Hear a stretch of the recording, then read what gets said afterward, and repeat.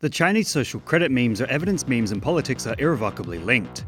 Inevitably, if a policy exists that is unfavourable, artists will criticise it.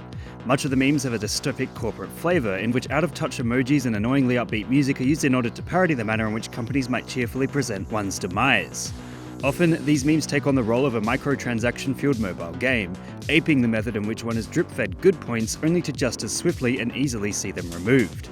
So let's take a little bit of a look into what is making so many people interested in China's social credit system. Although it's far from finished, it's been rolling out since roughly 2014 and extends on Chinese risk assessment credit ratings introduced in the 1980s.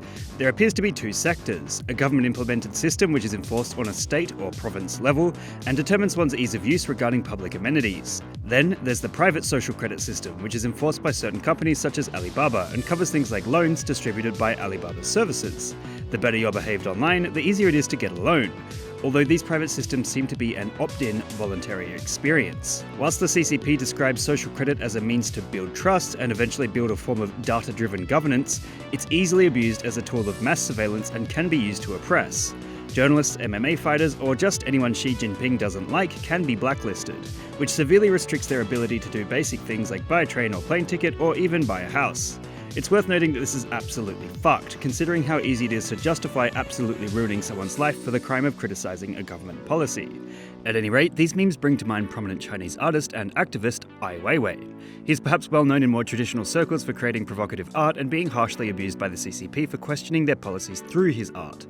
His series of him giving the finger to prominent landmarks is a great example, or simply smashing $1 million Han Dynasty vase in a ballsy piece equivalent to an incendiary shitpost. And though Ai Weiwei has been jailed, beaten and tortured for his work, people living outside of China are lucky they don't have to face such fears and are able to demonstrate the exploitability of the social credit system. Essentially, these memes are a form of political activism.